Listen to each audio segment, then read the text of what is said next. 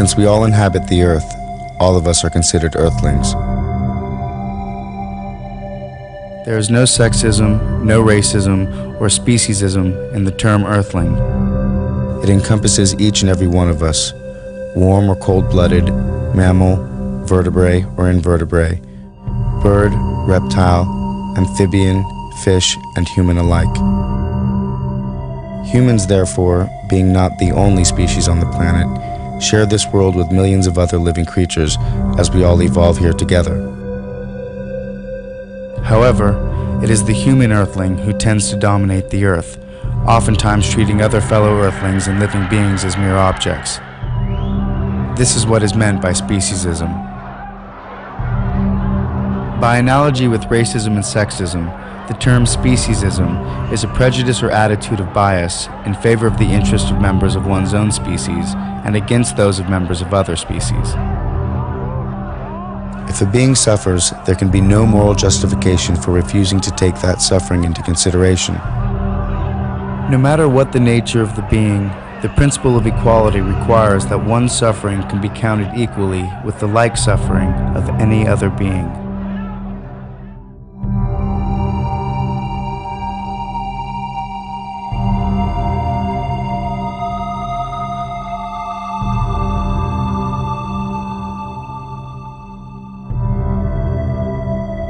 Racists violate the principle of equality by giving greater weight to the interests of members of their own race when there is a clash between their interests and the interests of those of another race.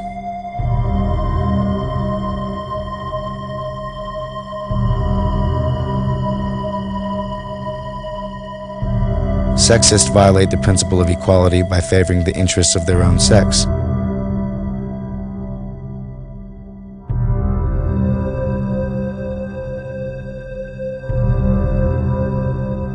Similarly, speciesists allow the interests of their own species to override the greater interests of members of other species.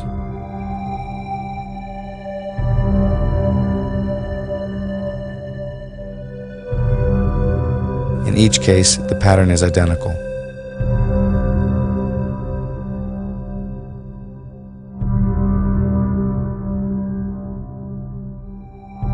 Though among the members of the human family we recognize the moral imperative of respect, every human is a somebody, not a something. Morally disrespectful treatment occurs when those who stand at the power end of a power relationship treat the less powerful as if they were mere objects.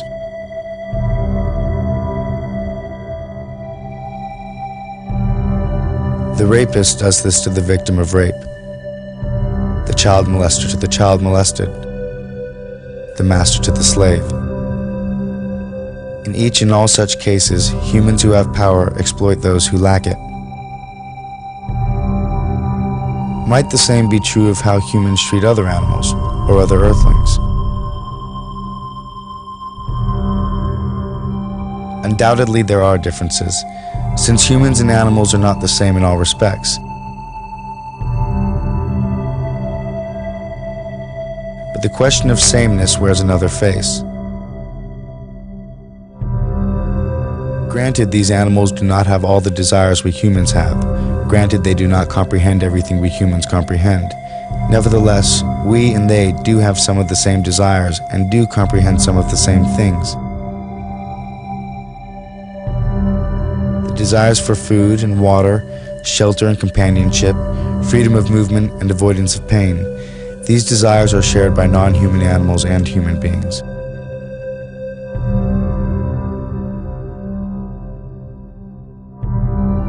As for comprehension, like humans, many non-human animals understand the world in which they live and move. Otherwise, they could not survive. So beneath the many differences, there is sameness. Like us, these animals embody the mystery and wonder of consciousness. Like us, they are not only in the world, they are aware of it. Like us, they are the psychological centers of a life that is uniquely their own. In these fundamental respects, humans stand on all fours, so to speak, with hogs and cows, chickens and turkeys. What these animals are due from us, how we morally ought to treat them, are questions whose answer begins with the recognition of our psychological kinship with them. So the following film demonstrates in 5 ways just how animals have come to serve mankind. Lest we forget.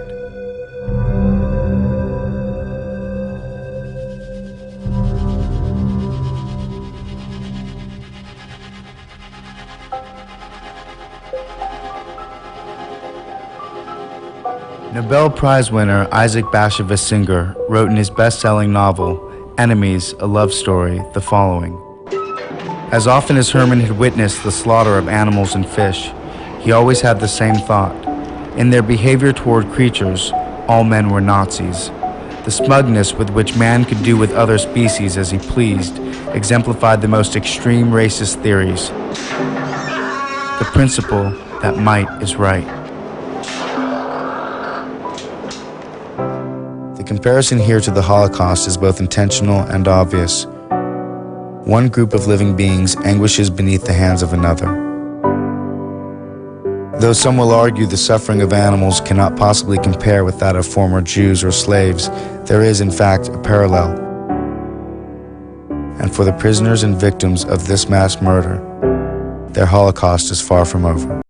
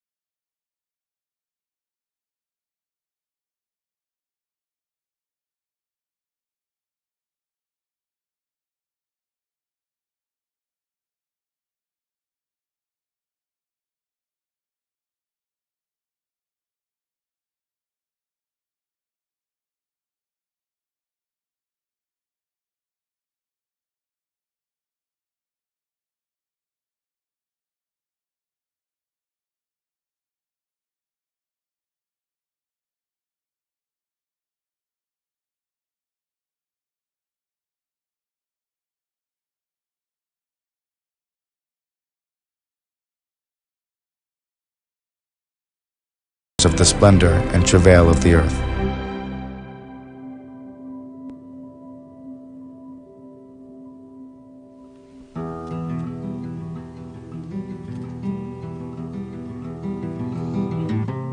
For most of us, our relationship with animals involves the owning of a pet or two. So where do our pets come from? Of course, one of the most obvious ways animals serve man is as companions. For these pets, it starts with a breeder. Though not all breeders are considered professional. In fact, in this profession, just about anyone and everyone can be a breeder.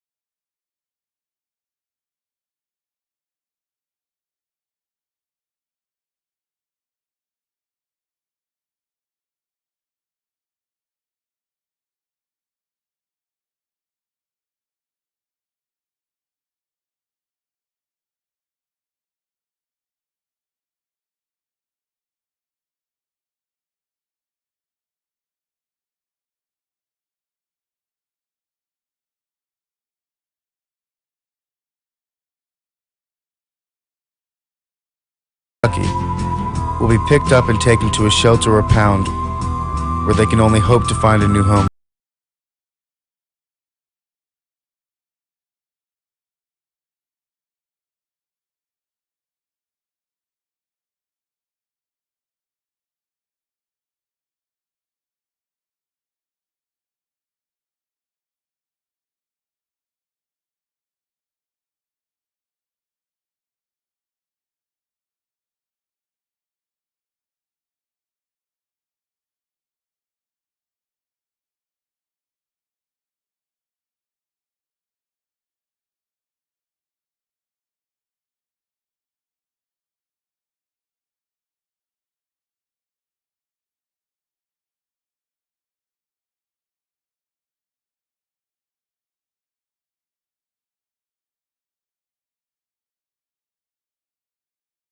Many others are strays, some of whom were presumably dumped in the streets by their caretakers.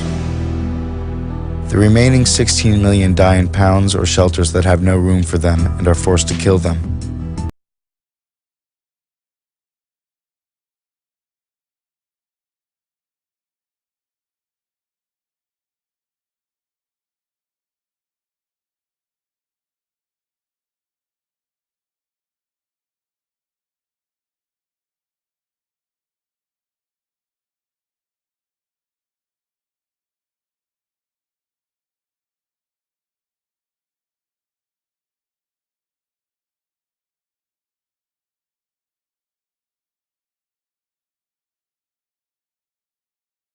Several pet owners feel, particularly men for some reason, that neutering a pet emasculates the owner somehow.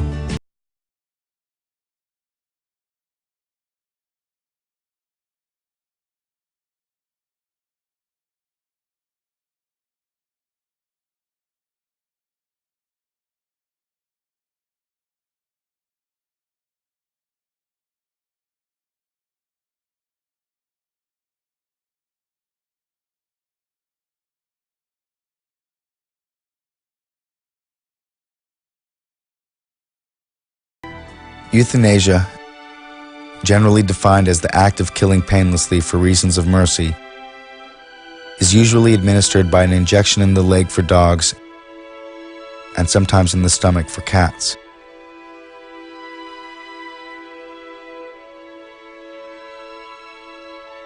It is a quick and painless procedure for the animals and by far the most humane, but not always the most affordable.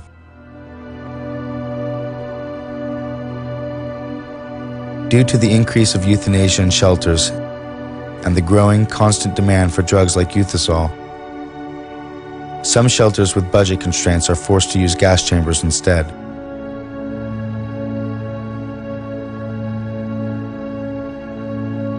In a gas chamber, animals are packed very tightly and can take as long as 20 minutes to die.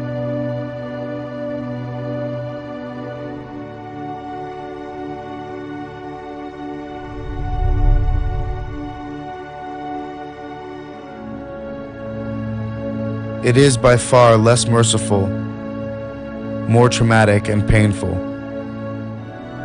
but the procedure is less expensive.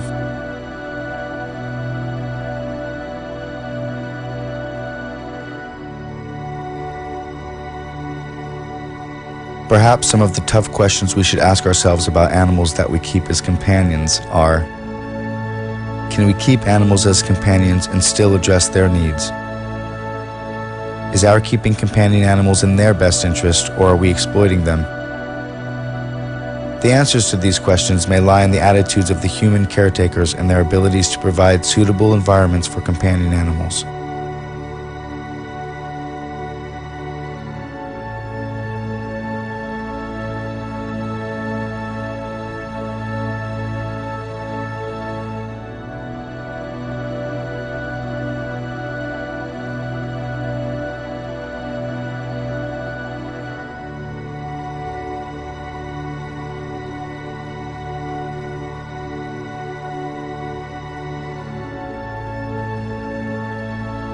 Most human beings are speciesists.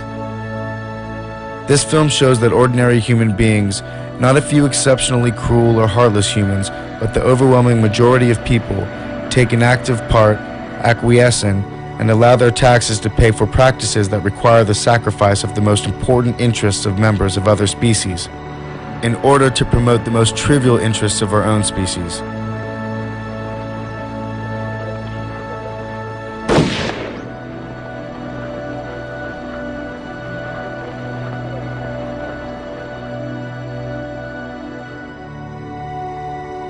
The hope for the animals of tomorrow is to be found in a human culture which learns to feel beyond itself.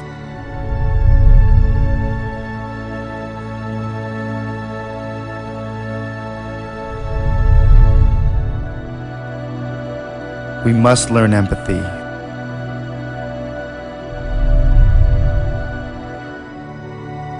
We must learn to see into the eyes of an animal and feel that their life has value because they are alive.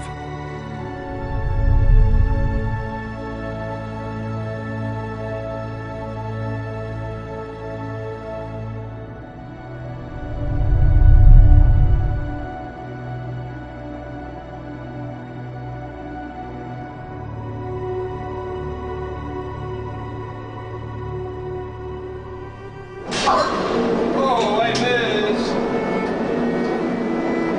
I missed you, honey. Will I get you again? I got you.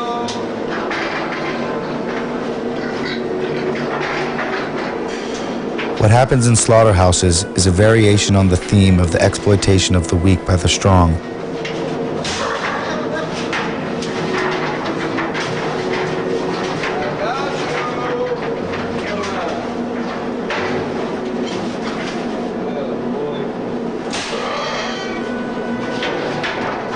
More than 10,000 times a minute, in excess of 6 billion times a year, just in the United States, life is literally drained from so-called food animals. Having the greater power, humans decide when these animals will die, where they will die, and how they will die. The interests of these animals themselves play no role whatsoever in the determination of their fate. Killing an animal is in itself a troubling act. It has been said that if we had to kill our own meat, we would all be vegetarians. Certainly very few people ever visit a slaughterhouse, and films of slaughterhouse operations are not popular on television. People might hope that the meat that they buy came from an animal who died without pain, but they don't really want to know about it. Yet those who, by their purchases, require animals to be killed do not deserve to be shielded from this or any other aspect of the production of the meat they buy. So where does our food come from? For those of us living on a meat diet, the process these animals undergo is as follows.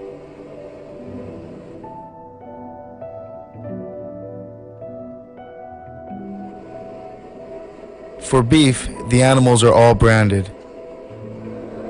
In this instance, on the face.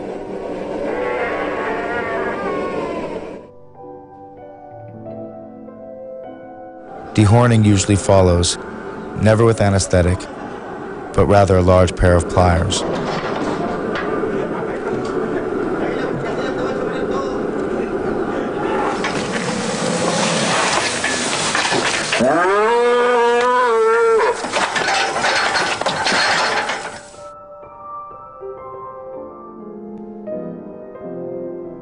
In transportation, animals are packed so tightly into trucks they are practically on top of one another. Heat, freezing temperatures, fatigue, trauma, and health conditions will kill some of these animals en route to the slaughterhouses. Milking cows are kept chained to their stalls all day long, receiving no exercise. Pesticides and antibiotics are also used to increase their milk productivity.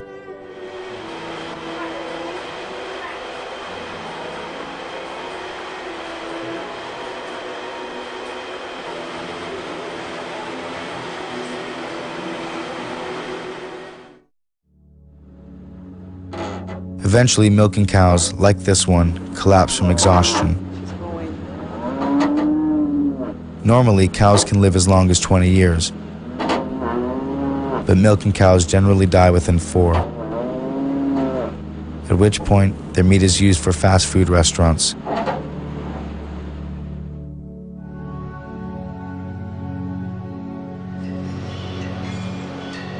At this slaughterhouse, the branded and dehorned cattle are brought into a stall. The captive bolt gun, which was designed to reduce animals unconscious without causing pain, fires a steel bolt that is powered by compressed air or a blank cartridge right into the animal's brain.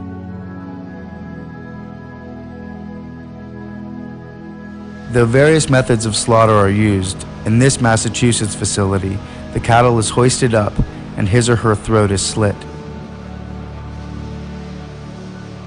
Along with the meat, their blood will be used as well.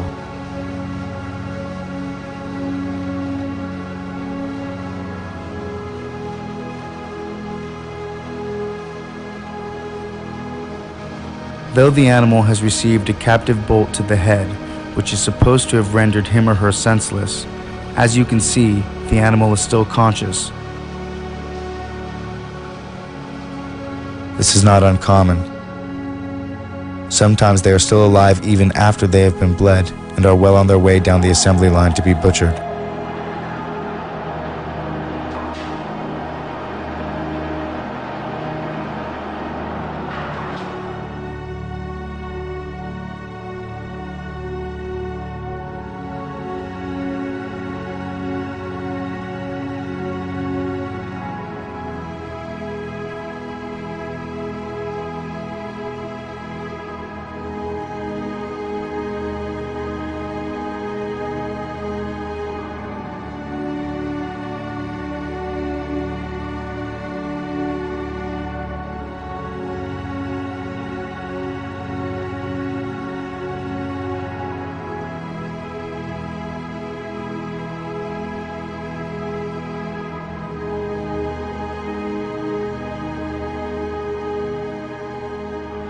This is the largest glot kosher meat plant in the United States. Glot, the Yiddish word for smooth, means the highest standard of cleanliness.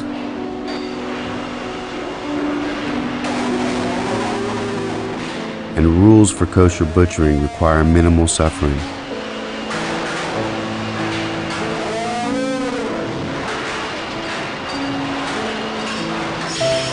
The use of electric prods on immobilized animals is a violation.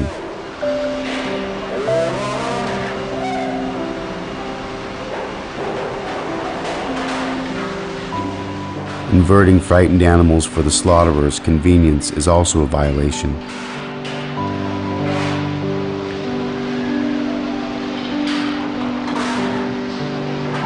The inversion process causes cattle to aspirate blood or breathe it in after incision. Ripping the trachea and esophagi from their throats is another egregious violation, since kosher animals are not to be touched until bleeding stops.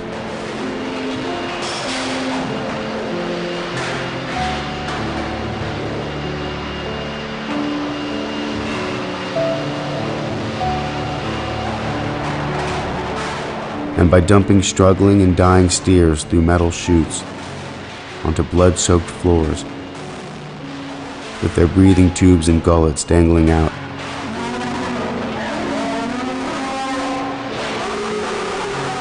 This sacred task is neither clean or compassionate. Shackling and hoisting is ruled yet another violation, nor does it correspond to the kosher way of treating animals. If this was kosher, death was neither quick nor merciful.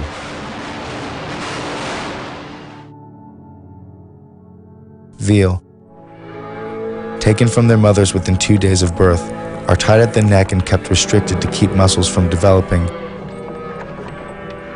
Fed an iron-deficient liquid diet, denied bedding, water, and light. After 4 months of this miserable existence, they are slaughtered.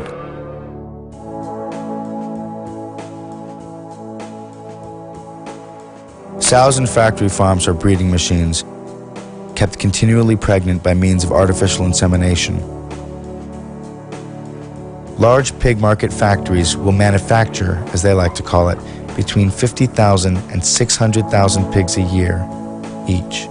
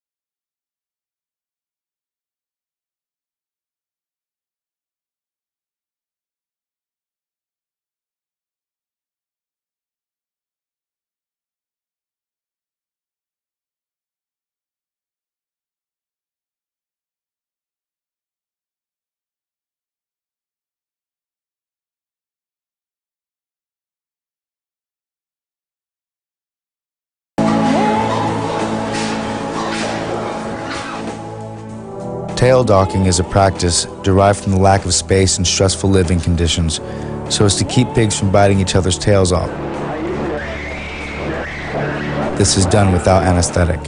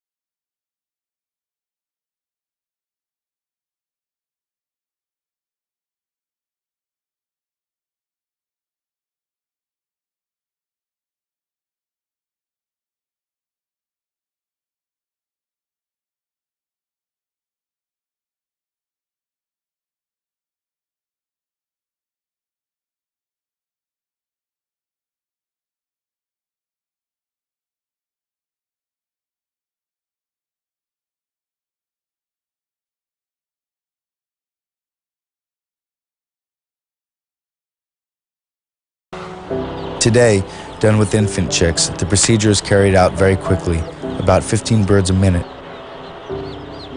Such haste means the temperature and sharpness of the blade varies, resulting in sloppy cutting and serious injury to the bird.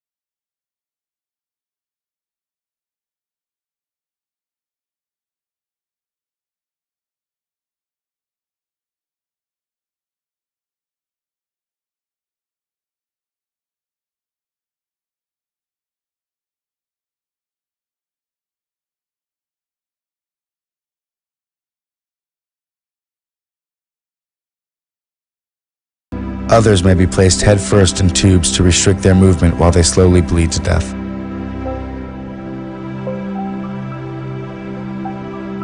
Surely, if slaughterhouses had glass walls, would not all of us be vegetarians? But slaughterhouses do not have glass walls. The architecture of slaughter is opaque, designed in the interest of denial, to ensure that we will not see even if we wanted to look. And who wants to look? Go, motherfucker!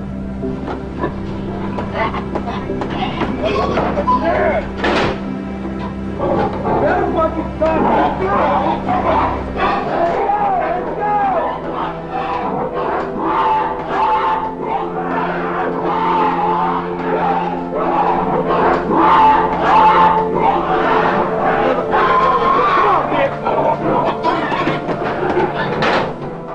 It was Emerson who observed more than 100 years ago, "You have dined, and however scrupulously the slaughterhouse is concealed in the graceful distance of miles, there is complicity." Fucking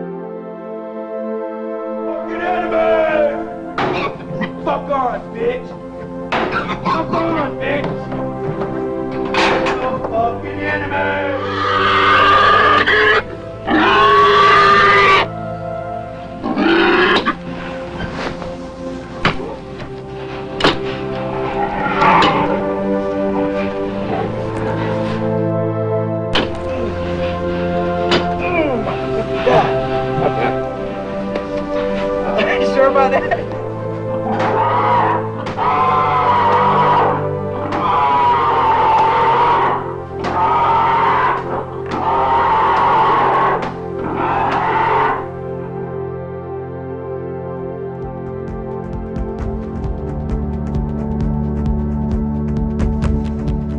for those who think eating seafood is healthier than land animals, just remember how much irretrievable waste and contaminated sediments are dumped into our oceans.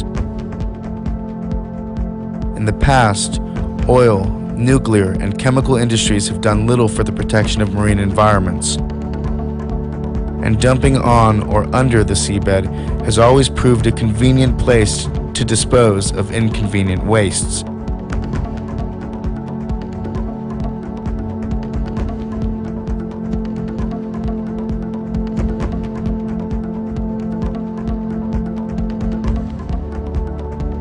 Today's commercial fishers intensify this situation on massive scales.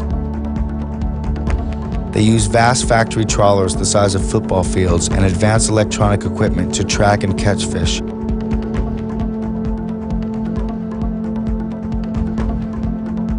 Huge nets stretch across the ocean, swallowing up everything in their path. These factory trawlers, coupled with our increased appetites for seafood, are emptying the oceans of sea life at an alarming pace.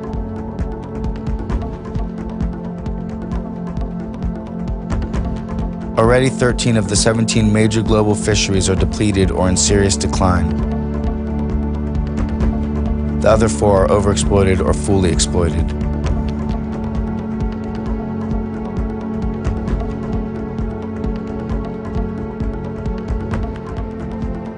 The recent outbreak of Pfiesteria, a microorganism 1,000 times more potent than cyanide, spawned from millions of gallons of raw hog feces and urine poured into rivers, lakes, and oceans, turning their ecosystems into unflushed toilets, is proving the most alarming. Threatening sea life and humans alike, Pfiesteria has killed over 1 billion fish, the Southeast's largest fish kill on record, and it's spreading. Traces of Pfiesteria have already been found from Long Island to the Florida Gulf at distances of up to 1,000 miles. In fact, this water-based Pfiesteria invasion stands as one of the worst outbreaks of a virulent microorganism in U.S. history. It is a level 3 biohazard. Ebola is a 4. AIDS is a 2. And this bug mutated as a direct result of our mass consumption of animals, particularly pork. With hog farms fattening millions of pigs for slaughter, grain goes in and waste comes out. This waste finds its way into our oceans and water supply systems, contaminating the animals that live in it, as well as those who eat from it.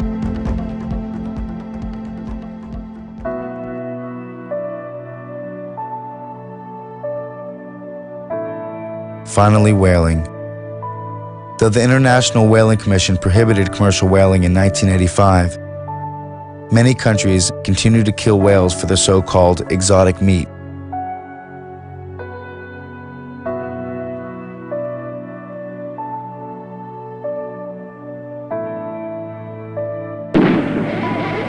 They use harpoons, firearms, blunt hooks, even explosives, or drive them into authorized whaling bays where they are made to beach and can be killed with knives in the shallows.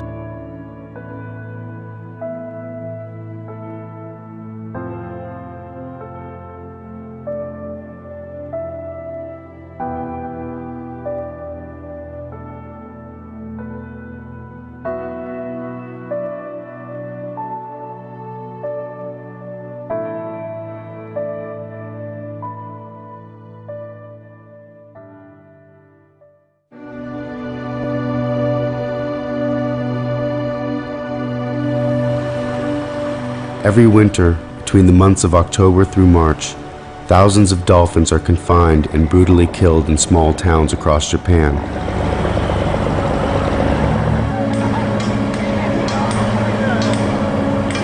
Sounding rods beneath the water's surface interfere with the dolphin sonar.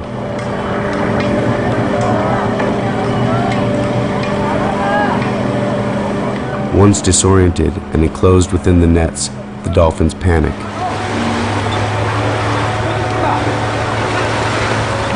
Fishermen often injure a few captive dolphins with a spear thrust or knife slash, since dolphins never abandon wounded family members. Mothers and babies call out in distress as they are separated, hoisted up and dragged off, soon to be mercilessly hacked to death.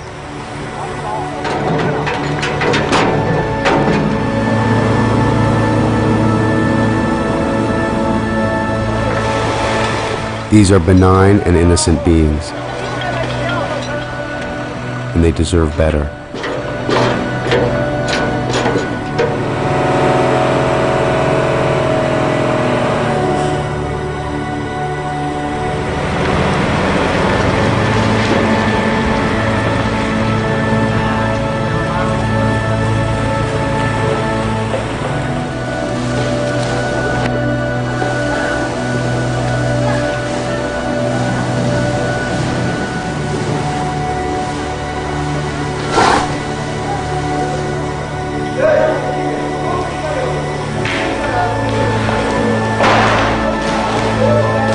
Yet here, as they lay stricken and needful, writhing helplessly on cement floors, they are cut open with machetes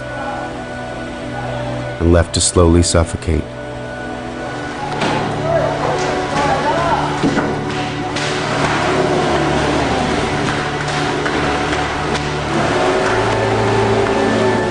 Convulsing and contorting in the throes of agony, while school children walk on by.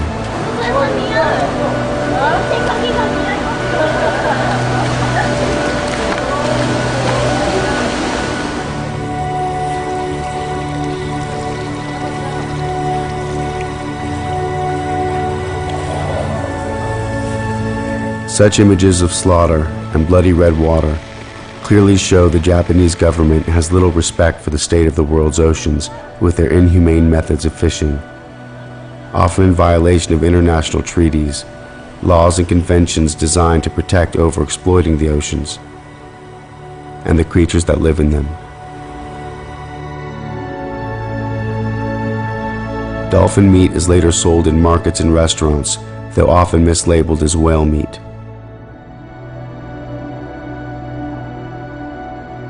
But as though cruelty toward animals raised for food wasn't enough, we've also found ways of making use of them for all our clothes.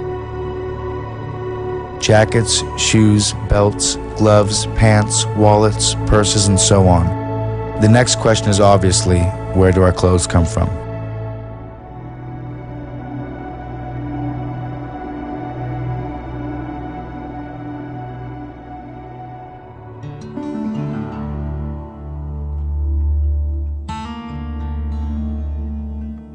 The demand for leather comes primarily from the United States, Germany, and the UK. Just about everybody wears it, with little or no thought of where it came from.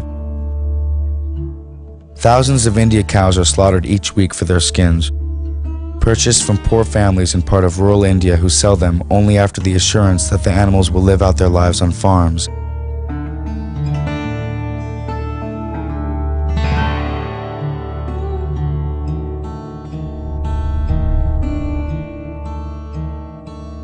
To relocate the animals to a state where they can legally be killed, since cattle slaughter is forbidden in most of India.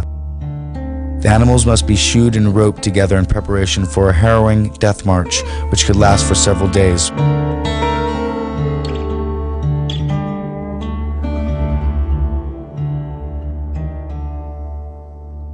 Forced to walk through the heat and dust without food or water, coupled with the sheer stress of this terrifying experience for them, many of the animals collapse and are unable to continue. Bear in mind that most of the cattle are being placed in a truck for the first time in their lives and are likely to be frightened, especially if they've been handled hastily or roughly by the men loading the trucks. The noise and motion of the truck itself is also a new experience, one which makes them ill. After 1 or 2 days inside the truck without food or water, they are desperately thirsty and hungry, especially since it is normal for such cows to eat frequently throughout the day.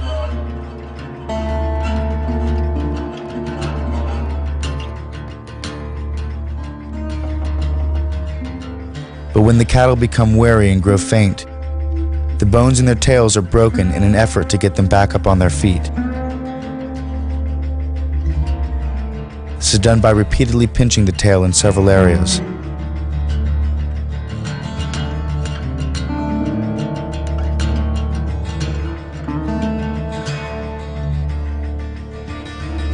Handlers must constantly keep the cattle moving, pulling them by nose ropes, twisting their necks, horns, or tails. They lead, or rather force, the cattle down embankments and in and out of trucks without ramps, causing injuries like broken pelvises, legs, ribs, and horns.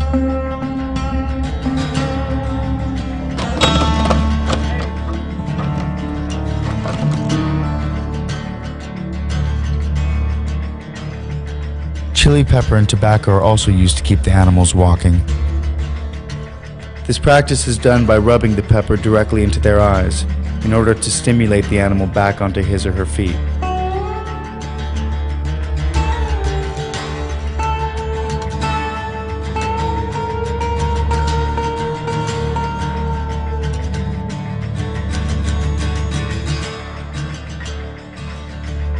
And all this before the slaughter. As many as half of the animals will already be dead by the time they arrive at the slaughterhouse.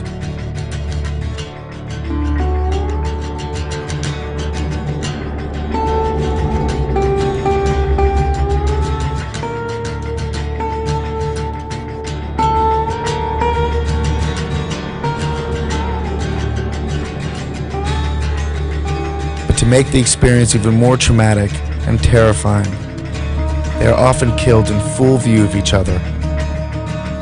And instead of the required quick slice across the throat with a sharp knife, they are generally killed through hacking and sawing with a dull blade.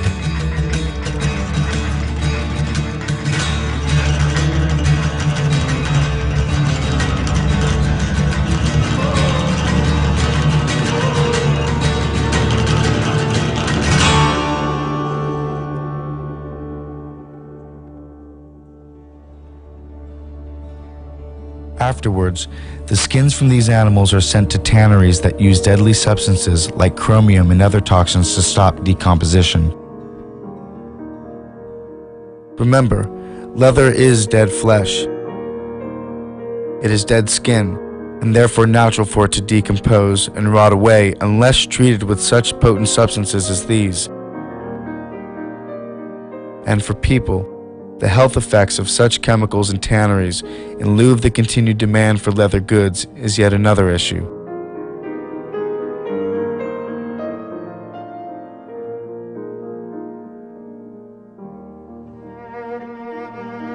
Ultimately, leather from Indian cattle make their way to clothing stores all around the world.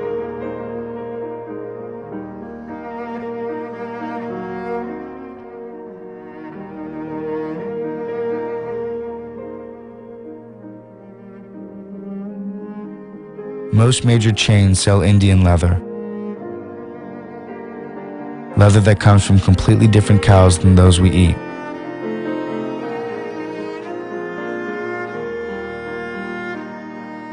And what about fur? Over 100 million wild animals are murdered for their pelts every year, 25 million in the United States alone. These animals, obtained by hunting and trapping, are kept on fur farms in conditions like these. Naturally, these undomesticated, wild animals are not accustomed to being caged. And cage madness develops when frightened and frustrated animals are driven crazy from the stress of confinement. These wild, free-roaming animals and their offspring find themselves unable to live a natural life, can never take even a few steps or feel the earth beneath their feet. Instead, they are reduced to scratching, circling, and pacing endlessly. The physical injuries these animals endure on fur farms involve broken and exposed bones,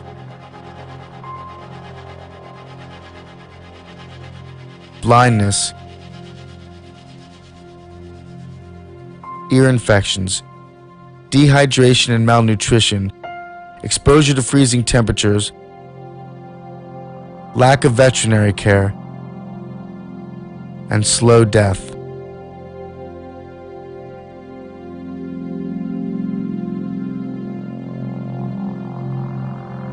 No laws indicate the killing of animals on fur farms. Therefore, the least expensive methods are the most appealing. Carbon monoxide poisoning, strychnine, suffocation, breaking the neck, and anal electrocution are some of the more common methods used. Removed from his or her cage with a heavy neck pole, the animals walked past the rows of bodies of slaughtered foxes, sables, raccoons, and wolves, among others. Death by anal electrocution is a crude process that requires a probe to be inserted in the rectum while the animal bites down on a metal conductor.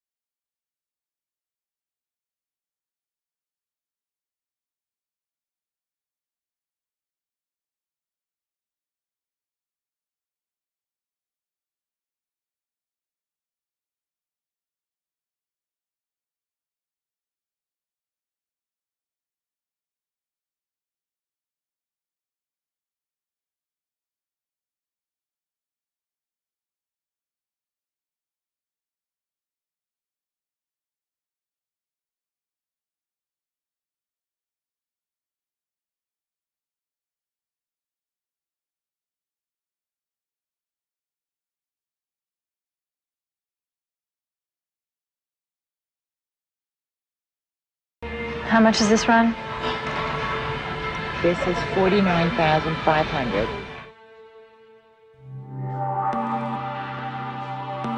And so we move on to entertainment. Mark Twain once said, "Of all the creatures ever made, he, man, is the most detestable. He's the only creature that inflicts pain for sport, knowing it to be pain."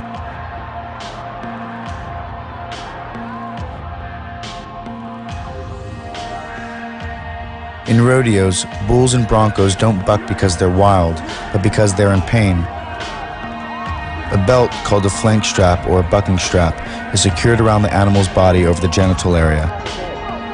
As the animal leaves the chute, a tight jerk on the belt is enough to start him bucking in pain. Apart from other injuries animals incur at rodeos, such as broken legs,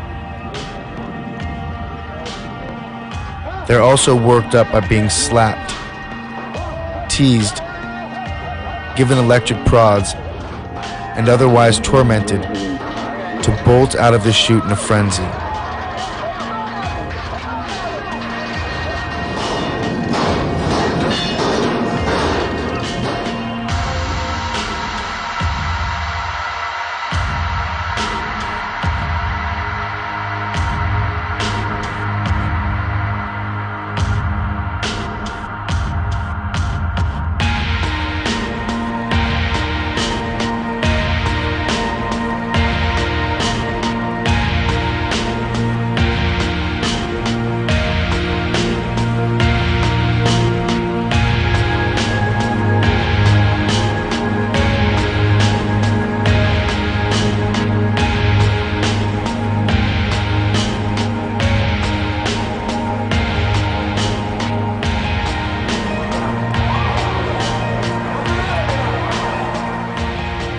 Roping, as seen here, involves throwing a rope around the neck of a frightened animal running full speed, jerking the poor creature to a halt, and slamming him or her to the ground.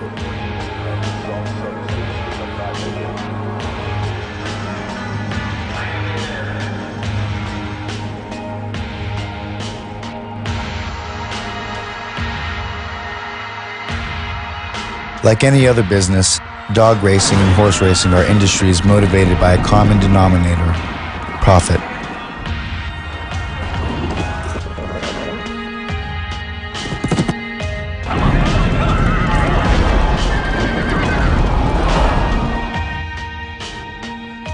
At fairgrounds across the country, animals are used to race, bet with, and spectate over. Training for these events is accomplished by withholding food and sometimes water. These animals, unfamiliar with their surroundings, the noise, the crowds, even what they're supposed to be doing, are all too often injured and discarded in pointless, trivial, outlandish contests designed to make profits and entertain.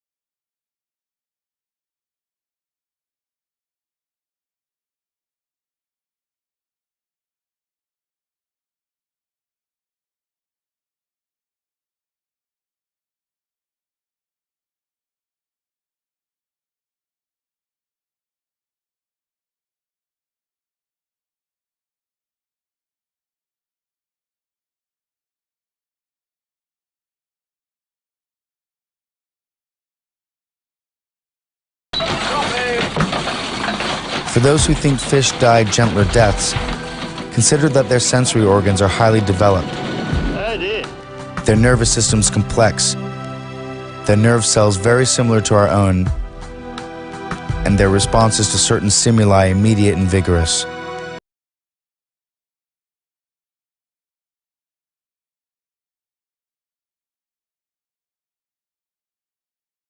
Going to the circus, rarely do we stop for a moment and consider what incites an animal to do something unnatural, even dangerous, such as jumping through flames, balancing on one foot, or diving into water from shaky platforms high in the air.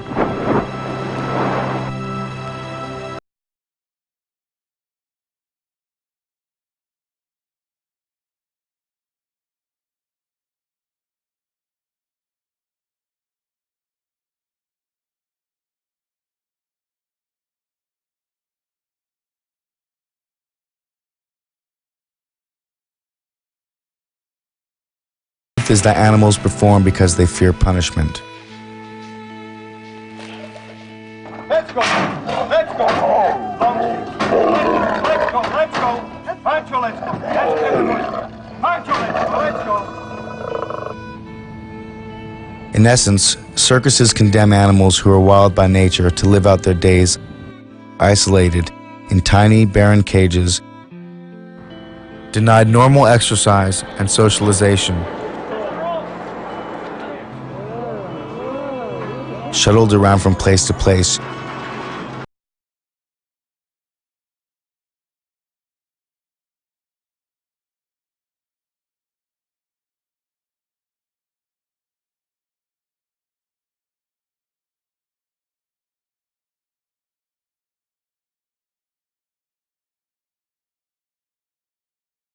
Are taught to perform with positive reinforcement and never hit.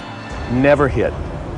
Never never will you see anyone use the Ancus as anything other than a guide or a tool.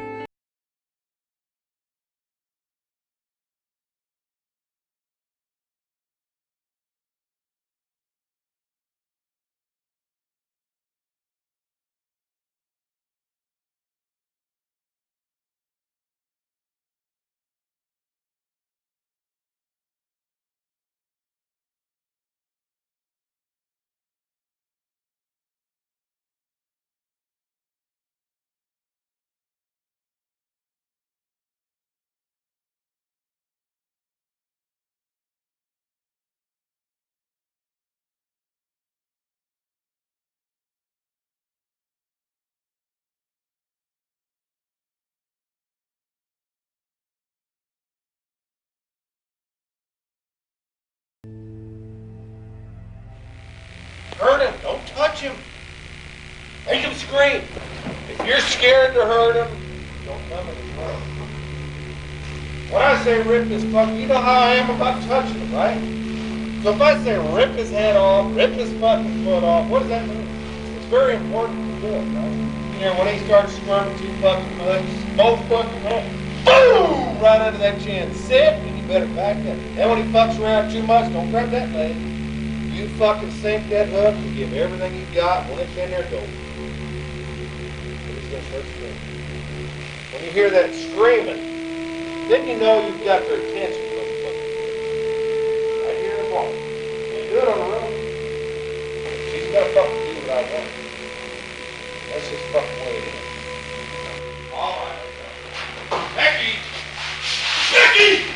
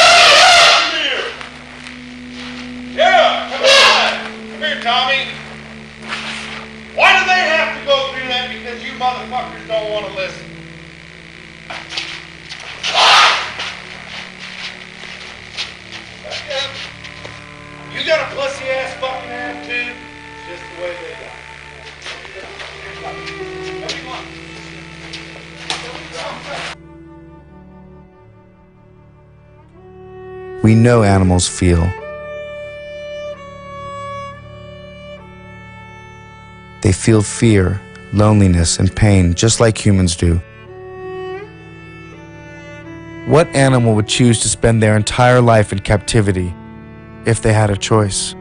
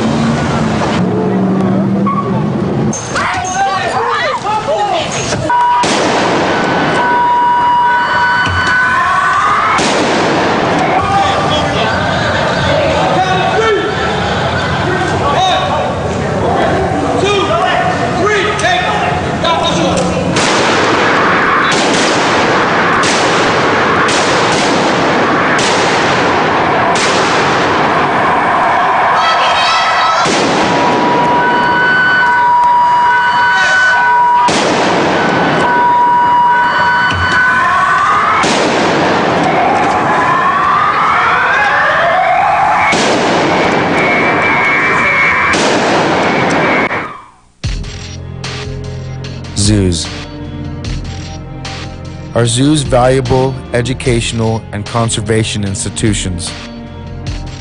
Sure, zoos are interesting, but they are only educational in the sense that they teach a disregard for the natures of other living beings. Besides, what can we learn about wild animals by viewing them in captivity? Zoos exist because we are intrigued by exotic things. And to zoo goers, zoo animals are just that, things. In both cases, at circuses or zoos, wild and exotic animals are captured, caged, transported, and trained to do what humans want them to do.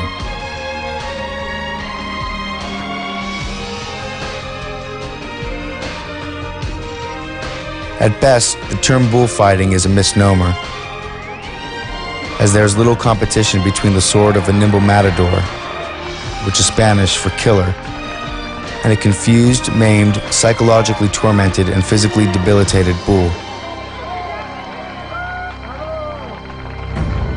Many prominent former bullfighters report that bulls are intentionally debilitated with tranquilizers and laxatives, beatings to the kidneys, and heavy weights hung around their necks for weeks before a fight.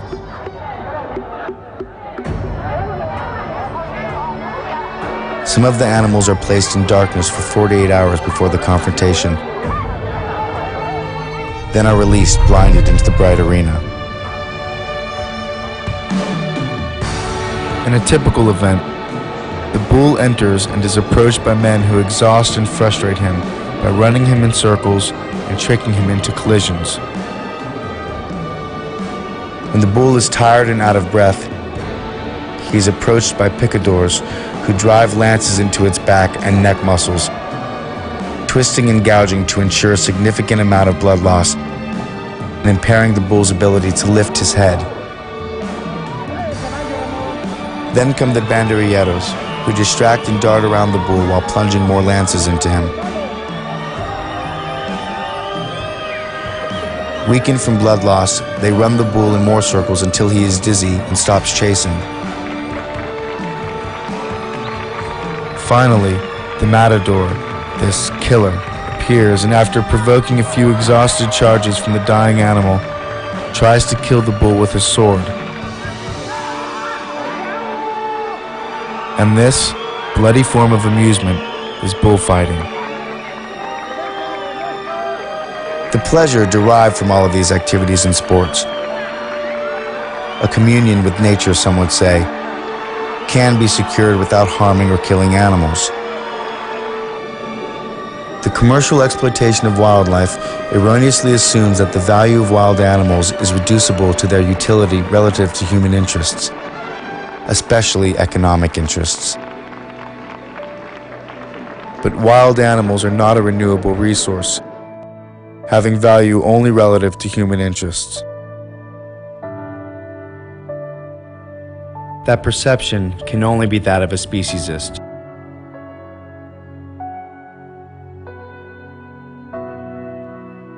Nevertheless, these practices exist only because we do not take seriously the interests of other animals.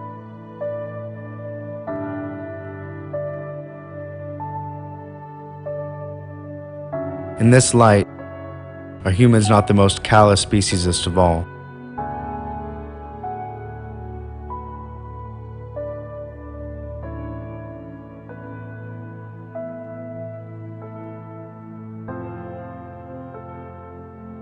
The term vivisection is used to apply to all types of experiments on living animals and is said to be a form of medical science. The reason for experimentation of this type is to allegedly discover cures for human ailments and illnesses. But those who hope to find remedies for human ills by inflicting deliberate sufferings on animals commit two fundamental errors in understanding. The first is the assumption that results obtained on animals are applicable to mankind. The second concerns the inevitable fallacy of experimental science in respect to the field of organic life. Since animals react differently from human beings, Every new product or method tried out on animals must be tried out again on man through careful clinical tests before it can be considered safe. This rule knows no exceptions. Tests on animals are not only dangerous because they lead to wrong conclusions, but furthermore, they retard clinical investigation, which is the only valid kind. Just remember the fact that any disease deliberately provoked is unlike any disease that arises spontaneously.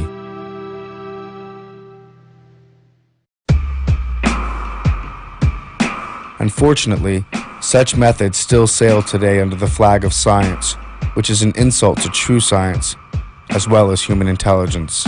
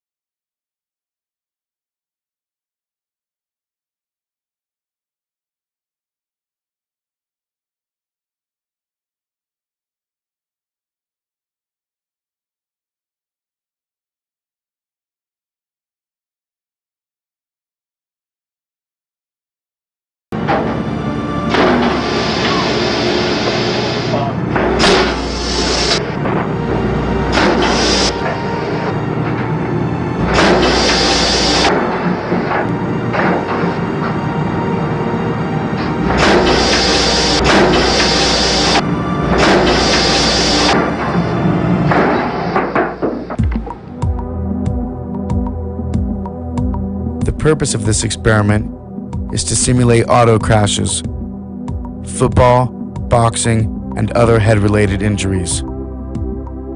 And this process is often repeated again and again on the same animals. And finally, military research. This one speaks for itself.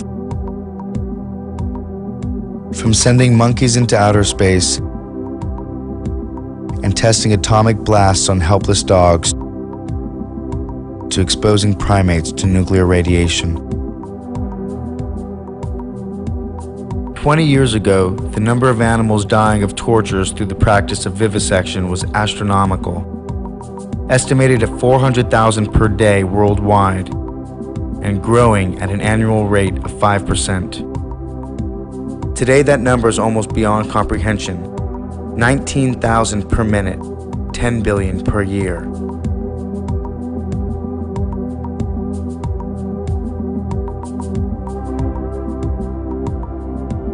Some uneducated persons pretend to know that less intelligent animals don't feel pain the same way we do. In truth, we know very little about how specific animals may feel, except that they must also submit to the universal law that causes every organism dying by unnatural means to suffer greatly before that final release. But it's nonsense to say that animals do not suffer because they have a lower order of intelligence.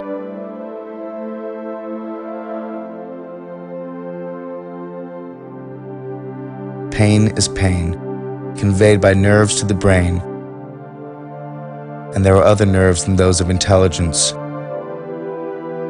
Nerves such as sight, smell, touch, and hearing. And in some animals, these nerves are much more highly developed than in man.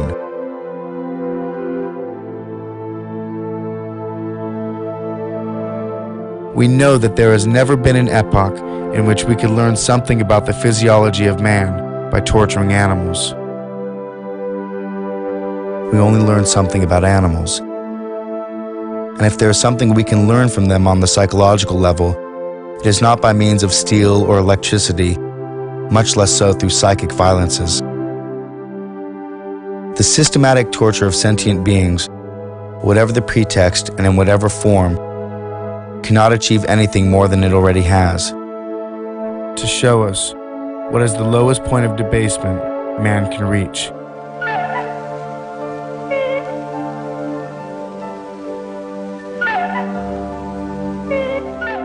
If that's what we want to know.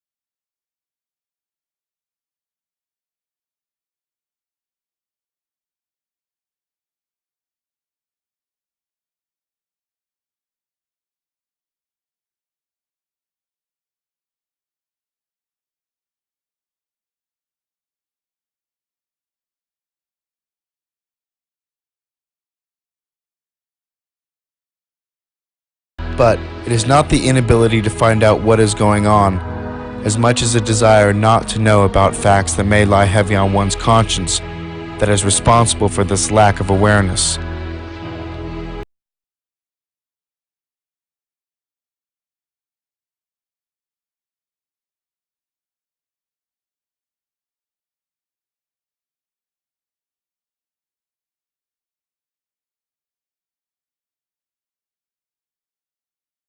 It comes down to pain and suffering, not intelligence, not strength, not social class or civil right.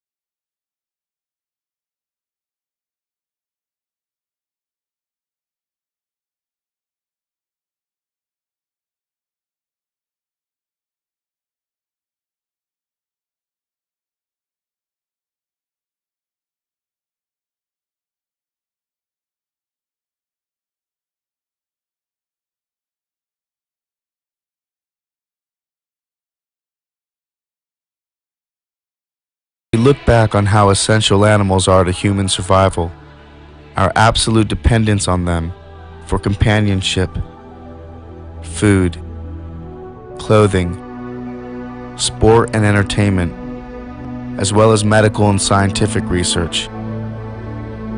Ironically, we only see mankind's complete disrespect for these non-human providers. Without a doubt, this must be what it is, to bite the hand that feeds us. In fact, we've actually stomped and spit on it. Now we are faced with the inevitable aftermath. This is evident in health reports due to our over-excessive consumption of animals. Cancer, heart disease, osteoporosis, strokes, kidney stones, anemia, diabetes, and more. Even our food has now been affected, and at its very source.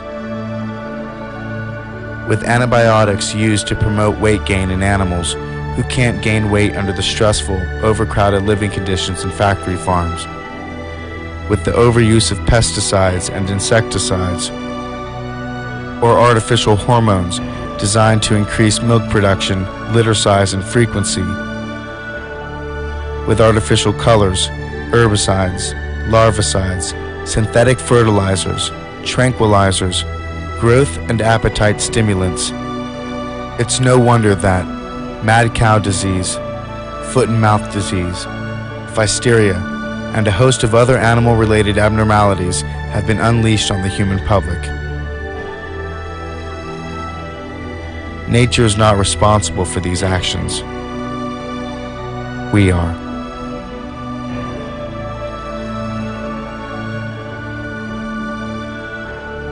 So a change is inevitable. Either we make it ourselves, or we will be forced to make it by nature itself. The time has come for each of us to reconsider our eating habits, our traditions, our styles and fashions, and above all, our thinking.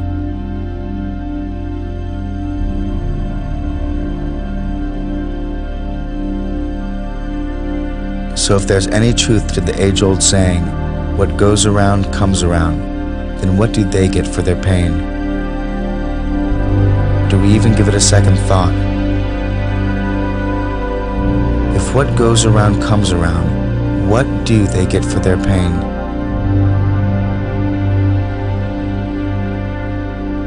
They are Earthlings. They have the right to be here just as much as humans do. Perhaps the answer is found in another age-old saying, and one equally true. We reap just what we sow.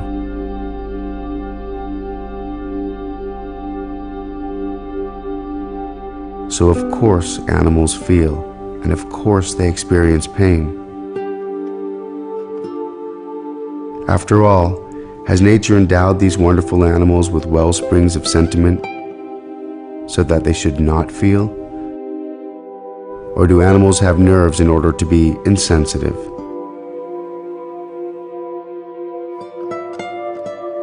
Reason demands a better answer.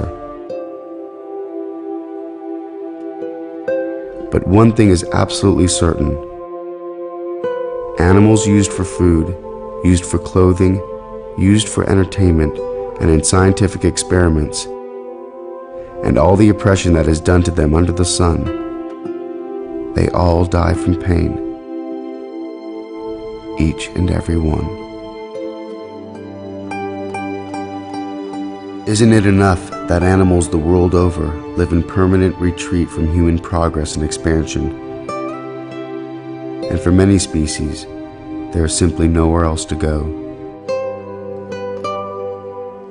It seems the fate of many animals is either to be unwanted by man or wanted too much. We enter as lords of the earth, bearing strange powers of terror and mercy alike. But human beings should love animals as the knowing love the innocent, and the strong love the vulnerable. When we wince at the suffering of animals, that feeling speaks well of us, even if we ignore it. And those who dismiss love for our fellow creatures as mere sentimentality overlook a good and important part of our humanity. But it takes nothing away from a human to be kind to an animal. And it is actually within us to grant them a happy life, and a long one.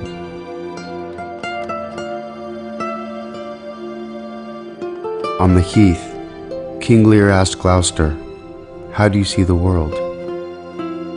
And Gloucester, who is blind, answered, "I see it feelingly. I see it feelingly."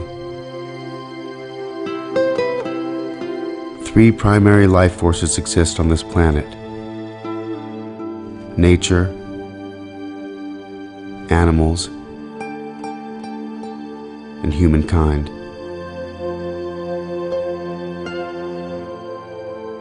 We are the Earthlings. Make the connection.